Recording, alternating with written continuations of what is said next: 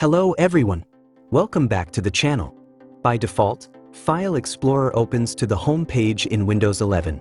If you prefer opening directly to this PC, here's how to change it. First, open File Explorer. Click the three-dot menu on the toolbar, then select Options.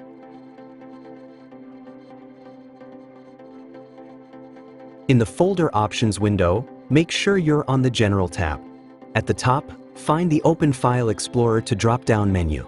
Click the drop-down and change it from Home to this PC.